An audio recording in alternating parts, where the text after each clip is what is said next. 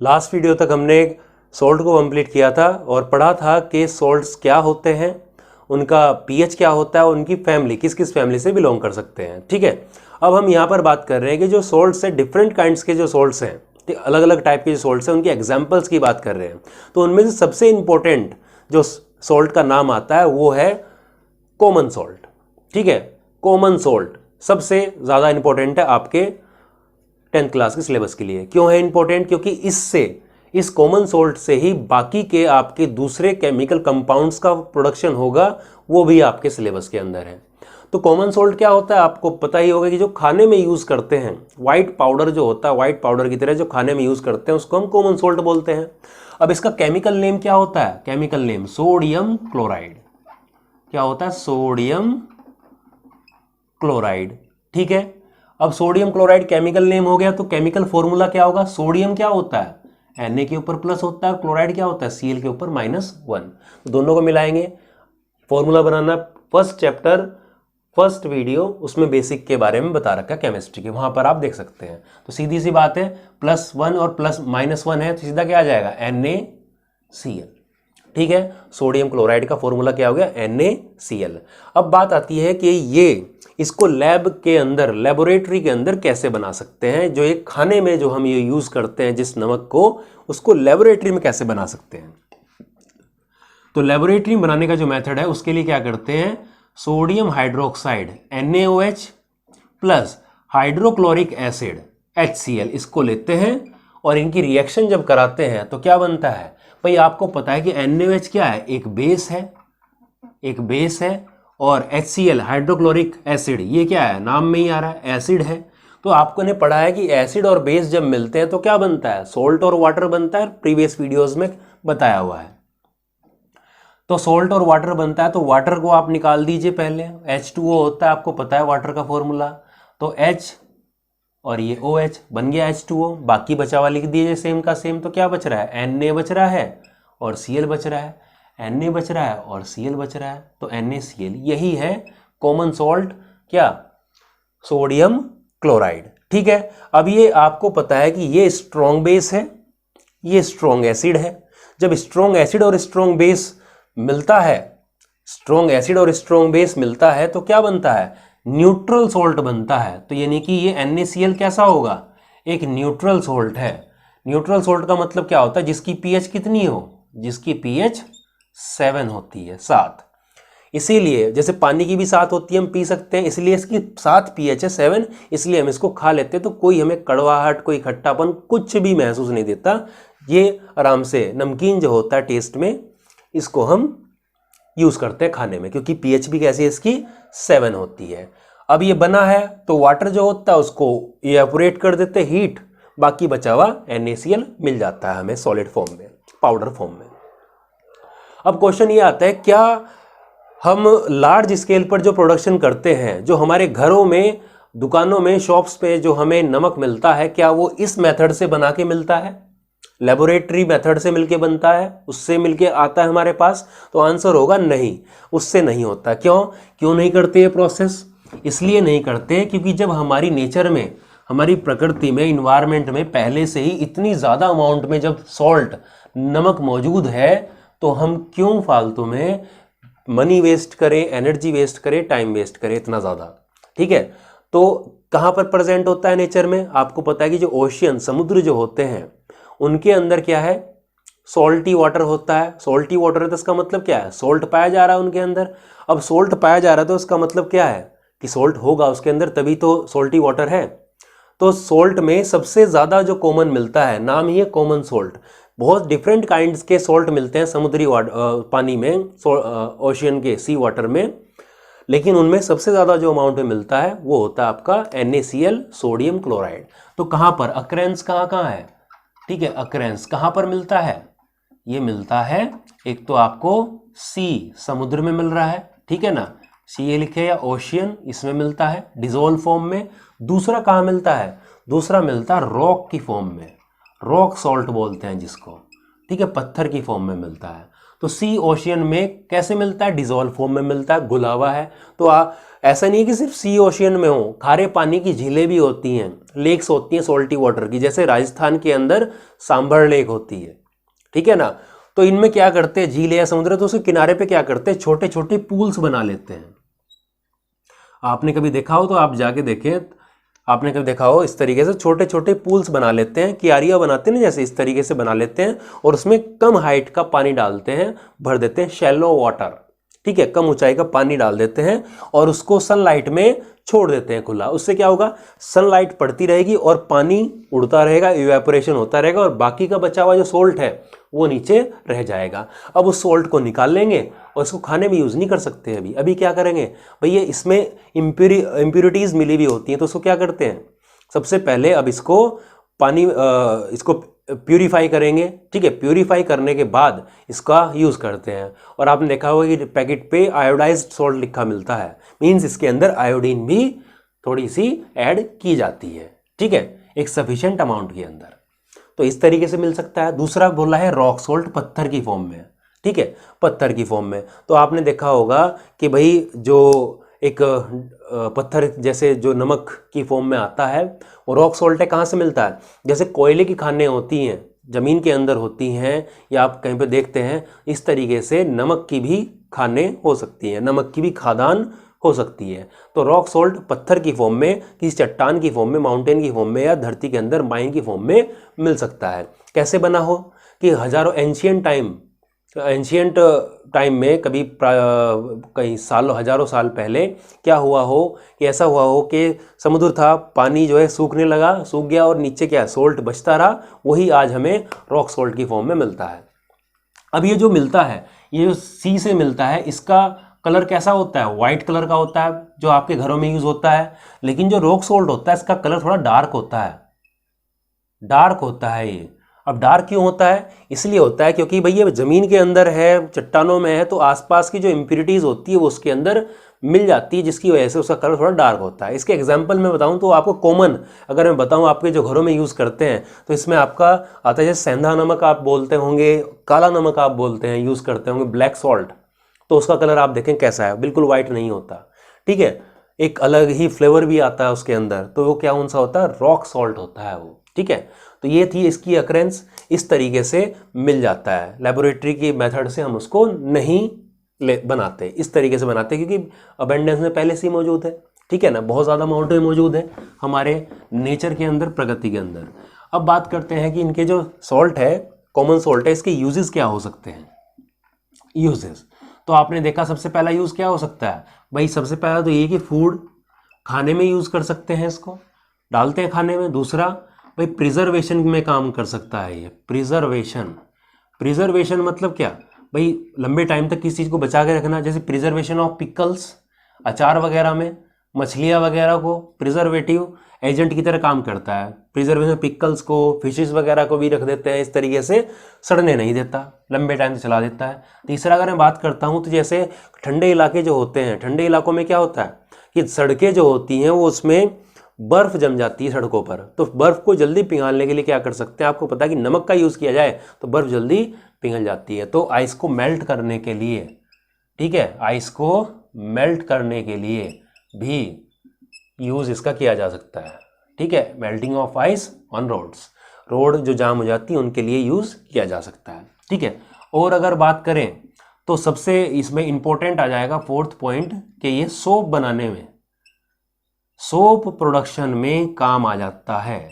साबुन जो बनता है उसमें NaCl का यूज़ होता है, सोडियम उसका यूज़ होता है, ठीक है।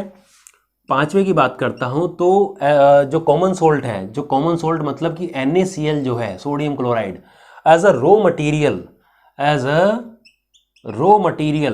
रो मटीरियल मतलब कच्चा माल, कोई भी भाई कुछ सामान बनाना है तो कच्चा माल चाहिएगा उसके लिए, तो ऐसे ही रो मटेरियल की तरह काम करता है। Raw material for the production of different kinds of acid, different kinds of chemical compounds, जैसे फॉर एग्जांपल जैसे सोडियम हाइड्रोक्साइड, ठीक है ना, जिसको हम क्या बोलेंगे, कास्टिक सोडा, फॉर्मूला लिखा था ना अभी NaOH, यही है वो, ठीक है। और आपका जैसे सोडियम कार्बोनेट, जिससे आगे चल के क्या बनाएंगे, वॉशिंग सोडा बनेगा, इसके प्रोडक्शन में यूज हो जाता है। ठीक है, वॉशिंग सोडा। और किसमें, सोडियम हाइड्रोजन कार्बोनेट, इससे आगे चल के क्या बनेगा, बेकिंग सोडा, खाने का जो सोडा होता है उसमें प्रोडक्शन में काम आ जाता है। और क्या बन सकते हैं, इस तरीके से बहुत सारे केमिकल्स बन सकते हैं। ठीक है ना, इस तरीके से इनमें जो NaOH है वो खुद एज अ रॉ मटेरियल भी काम करता है दूसरे टाइप के केमिकल कंपाउंड्स को प्रोड्यूस करने के लिए। मींस ये बना NaCl से, और NaOH बनने के बाद में, ये खुद बनने के बाद में खुद दूसरे केमिकल्स को बनाने में भी यूज हो जाता है। तो हमारे सिलेबस में कौन कौन से पढ़ेंगे हम, NaOH पढ़ेंगे, Na2CO3, NaOH, आपका bleaching powder CaOCl2 bleaching powder पढ़ेंगे, ये आपके सिलेबस में है। और एक POP आएगा, प्लास्टर ऑफ पेरिस। ठीक है, ये आपके सिलेबस में आएंगे, इनको पढ़ेंगे हम। तो स्टार्ट करते हैं पहले से। पहला कौन सा आएगा, NaOH, उसके बाद में धीरे धीरे करके इन सबको क्लियर करेंगे। ठीक, तो इस वीडियो में हम कोशिश करेंगे कि सोडियम हाइड्रोक्साइड आपके बिल्कुल कंप्लीट अच्छे तरीके से समझ में आपको आ जाए, और काफ़ी इंपॉर्टेंट भी है, तो इसको ध्यान रखेंगे। ठीक है, क्योंकि यहाँ से 3 नंबर का क्वेश्चन बनता है क्लोर एल्कली प्रोसेस से, जो लगभग अप्रोक्सीमेट हर साल रिपीट होता है, हर साल आपके रिपीट होता है। ठीक है, तो हम बात कर रहे हैं सोडियम हाइड्रोक्साइड की, NaCl से बनने वाला जो पहला केमिकल कंपाउंड है वह है सोडियम हाइड्रोक्साइड। ठीक है, कॉमन नेम क्या है इसका, कास्टिक सोडा।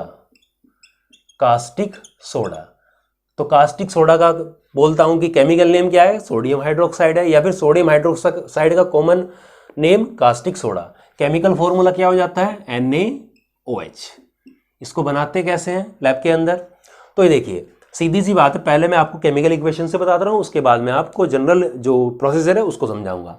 तो इसमें क्या करते हैं, सबसे पहले जो NaCl है, NaCl नमक है, नमक का मतलब क्या किया जाता है, इलेक्ट्रोलाइसिस किया जाता है इसके कंसंट्रेटेड सॉल्यूशन के। मींस इसको पानी में घोल देंगे, नमक को जब पानी में घोल देते हैं तो इसका क्या तैयार हो गया, एक्वस सॉल्यूशन तैयार हो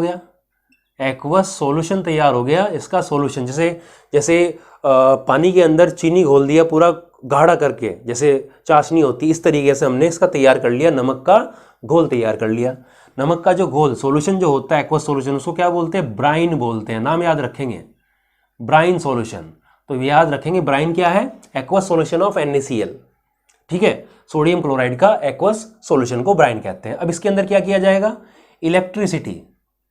इलेक्ट्रिसिटी को फ्लो किया जाएगा। इलेक्ट्रिसिटी से क्या होगा, इलेक्ट्रोलाइसिस होगा। इलेक्ट्रोलाइसिस मतलब क्या, electro means electric, lysis means क्या, ब्रेकडाउन। मीन्स ये ब्रेकडाउन होके कुछ कंपाउंड्स बनाएगा, डिकम्पोजिशन होगा। तो यहां से क्या बन जाता है, NaOH बनता है, प्लस क्लोरीन गैस रिलीज होती है, प्लस हाइड्रोजन गैस भी निकलती है यहां से। ठीक है, बैलेंस करना है तो आप बैलेंस कर सकते हो उसको। ठीक है, कैसे करेंगे, अब यहाँ पे Cl2 कितना है, Cl कितना है, 2 है, इधर कितना है, 1 है, तो मैं यहाँ पर लगाऊंगा 2, यहाँ तो लगाऊंगा नहीं। पहले बताया हुआ आपको फर्स्ट चैप्टर की वीडियो में how to balance a chemical equation, उसमें। अब यहाँ पे 2 जब लगाया आपको तो Na भी क्या हो गया, 2 हो गए हैं, तो यहाँ पर भी हम क्या लगाएंगे, 2 Na लगाएंगे। जब 2 Na लगाया तो OH, ये H और O कितना हो गया, 2 हो गया। यहाँ पर H कितना है, यहाँ पर ये देखो 2, क्योंकि 2 की मल्टीप्लाई किसके साथ में होगी, H के साथ भी होगी और O के साथ में भी होगी, Na के साथ में भी होगी। तो H कितना है, 2 + 2 कितना हो गया, 4। इधर कितना है, 2 है सिर्फ, तो क्या करेंगे, मल्टीप्लाई बाय 2। अब हो गया, ऑक्सीजन भी कितना हो जाएगा, 2 हो जाएगा। हाइड्रोजन कितना हो गया, 4 हो गया, मल्टीप्लाई हो गए, और ऑक्सीजन 2 है यहाँ पर। तो इस तरीके से बनता है। अब यहाँ पर आप देख रहे हैं कि ये क्या बन गया, ये बन गया यहाँ से सोडियम हाइड्रोक्साइड। और सोडियम हाइड्रोक्साइड क्या होता है, एक बेस होता है। और ये बेस कैसा है, ये बेस है वाटर सोल्यूबल बेस है। कैसा बेस है ये, वाटर सोल्यूबल बेस है। और आपको याद हो अगर कि वाटर सोल्यूबल बेस को हमने क्या बोला था, वाटर सोल्यूबल बेस को बोलते थे हम एल्केलाई कहते थे। तो इसलिए इस प्रोसेस को हम पूरी को क्या बोलते हैं, देखो क्लोरीन से आ गया क्या, क्लोर, और ये आ गया एल्कली। तो इस पूरी प्रोसेस को हम क्या बोल देते हैं, इस पूरी प्रोसेस को बोलते हैं, याद रखिए मोस्ट इंपॉर्टेंट है, क्लोर एल्कली प्रोसेस। क्लोर एल्कली प्रोसेस इसको कहते हैं। ठीक है, यहां से अब ये बना कैसे होगा, अब देखते हैं इसको कैसे बना होगा। अब यहां से आपने देखा कि NaOH बना है, हाइड्रोजन बनी है और क्लोरीन बनी है, क्लोर एल्कली प्रोसेस बोल रहे हैं। तो इसके लिए क्या किया कि सबसे पहले क्या लिया, एक सॉल्यूशन ले लिया, पूरा कंसंट्रेटेड सॉल्यूशन ऑफ NaCl का सॉल्यूशन ले लिया हमने। ठीक है, NaCl का कंसंट्रेटेड सॉल्यूशन ऑफ NaCl। ठीक है, सॉल्यूशन ले लिया इसका। ठीक है, और उसको क्या बोलते हैं, ब्राइन बोलते हैं। इसके सॉल्यूशन को क्या कहते हैं, ब्राइन कहते हैं। इसके अंदर हमने क्या किया, इलेक्ट्रोड्स लगा दी, इलेक्ट्रोड्स, क्योंकि इलेक्ट्रिसिटी फ्लो करनी है तो इलेक्ट्रोड्स लगानी पड़ेंगी। एक इलेक्ट्रोड मान लीजिए यहां पर हमने एनोड ले लिया। एनोड क्या होता है, एनोड होता है आपका पॉजिटिव जो एरिया होता है उसको, उसके लिए एनोड, और जो इलेक्ट्रोड है ये निगेटिव अगर होगी तो उसको क्या बोलते हैं, कैथोड। ले लिया। अब इसको क्या कर दिया हमने, आपके ये इस तरीके से बैटरी से कनेक्ट कर दिया, जैसे आप फिजिक्स में करते हैं, कर दिया। बैटरी से जब कनेक्ट कर दिया तो उसके बाद में अब इलेक्ट्रिसिटी क्या होगी, इसके अंदर इलेक्ट्रिसिटी फ्लो करेंगे। जब इलेक्ट्रिसिटी फ्लो करेंगे तो इसमें क्या होगा, डिकम्पोजिशन होगा। अभी हमने रिएक्शन लिखी थी तो क्या क्या बना था कि भाई NaCl जो था इसमें वाटर डाल के हमने इलेक्ट्रिसिटी फ्लो की थी, तो क्या बना था, NaOH बना था, प्लस क्या बना था, H2 हाइड्रोजन, और प्लस Cl2 गैस निकली थी। तो ऐसे ही क्या किया कि NaOH, अब ये गैस है तो ऊपर को आएंगी ये, तो क्या होता है कि जो Cl2 गैस है, क्लोरीन गैस है। अब आपको पता है क्लोराइड के ऊपर कैसा होता है, ऐसे ध्यान रखेंगे इसको कि कौन से पे जाएगा, क्योंकि भूल जाते हैं कि क्लोरीन कैथोड पे जाए या एनोड पे जाए, भूल जाते हैं। तो कैसे याद रखोगे कि क्लोरीन के ऊपर का कैसे बना होगा, भाई क्लोराइड से बना होगा तो क्लोरीन के ऊपर Cl क्या होता है, -1 होता है, तो माइनस ये है, और इनमें से पॉजिटिव कौन सा है, ये है, एनोड है, तो निगेटिव पॉजिटिव की तरफ अट्रैक्ट करता है। तो यानी क्लोरीन किसके ऊपर, किसकी तरफ जाएगी, क्लोरीन जाएगी किसकी तरफ, एनोड की तरफ। और जो हाइड्रोजन है, हाइड्रोजन पे कैसा होता है, पॉजिटिव चार्ज। अभी पॉजिटिव है, निगेटिव कौन सा है दोनों में से, इसमें से और इसमें से, ये है, तो कहां पे जाएगी, कैथोड के पास में। तो हाइड्रोजन किसके पास में आ जाएगी, हाइड्रोजन आ जाएगी कैथोड के पास में। तो यानी कि एनोड के पास में क्लोरीन इकट्ठी होगी और कैथोड के पास में हाइड्रोजन इकट्ठी होगी। ठीक है, बाकी नीचे की साइड में कैथोड के पास में इधर क्या इकट्ठा हो जाता है भाई, तो अंदर की तरफ पानी के अंदर है ही, क्या हो जाता है, ये NaOH यहां पर सॉल्यूशन के अंदर मिल जाता है हमें। इस तरीके से ये प्रोसेस चलती है। इसको क्या बोलते हैं, क्लोर एल्कली, क्योंकि यहाँ पे क्लोरीन बनी है तो क्लोर, और NaOH क्या होता है, वाटर सोल्यूबल बेस होता है, इसलिए इसको एल्कली कहते हैं। तो क्लोर एल्कली प्रोसेस इसको कहा जाता है। यहाँ से ये बहुत ही ज़्यादा इंपॉर्टेंट प्रोसेस है। इसको घुमा फिरा के, कई तरीके से घुमा फिरा के, उल्टे सीधे क्वेश्चन करके इसको जरूर पूछते हैं, बहुत ज़्यादा इंपॉर्टेंट है ये क्लोर एल्कली प्रोसेस।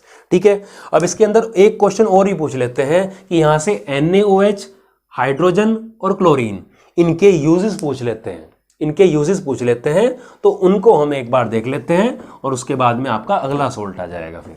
ठीक है, तो इनके यूजेस देख लेते हैं एक बार। तो ये है इस प्रोसेस से के जो प्रोडक्ट आए थे उनसे उनके यूजेस। तो ये आपकी प्रोसेस लिखी है ऊपर, ये हमने अभी की थी कि ब्राइन के अंदर, NaCl के अंदर जब वाटर को डाल के हमने इलेक्ट्रोलाइसिस किया था तो NaOH, Cl2 और हाइड्रोजन निकले थे। अब इनके तीनों के हमने यूज़ यहाँ पर नोट कर दिए हैं। तो NaOH का पहला use making soap and detergent, जाहिर सी बात है, पहले मैंने बोला था कि सोप ये काफ़ी इंपॉर्टेंट है। NaOH का यूज़ याद रखना हमेशा कि सोप के अंदर काम आता है बनाने के लिए, साबुन। दूसरा, पेपर बनाने के अंदर। डीग्रीसिंग मेटल, डीग्रीसिंग का मतलब जैसे ग्रीस वगैरह किसी पे लग जाता है तो उसको हटाने के लिए। आप ऐसे सोच के देख लें कि सोप को बनाने में किसका यूज़ होता है, NaOH। आपका कभी ऑयली या ग्रीस वगैरह हाथ पे लगाओ तो आप क्या करते हो, साबुन से हाथ धोते हो। साबुन किससे बना है, NaOH से। तो आपका क्या है, जो चिकनापन जो होता है, वो चिकनाई हाथ पे वो हट जाती है, किसी मटेरियल की भी आप हटा सकते हैं। ठीक है, डीग्रीसिंग मेटल।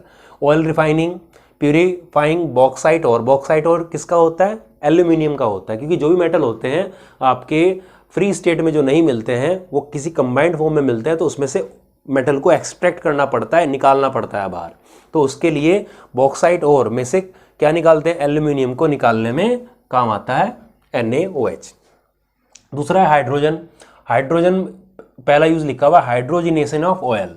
जो ऑयल होते हैं वो लिक्विड होते हैं, अब हाइड्रोजन गैस उसमें पास करते हैं तो उनसे घी बन जाता है, मीन्स सॉलिड फैट बन जाता है, लिक्विड फैट से सॉलिड फैट बन जाता है, प्रोसेस बोलते हैं हाइड्रोजिनेशन।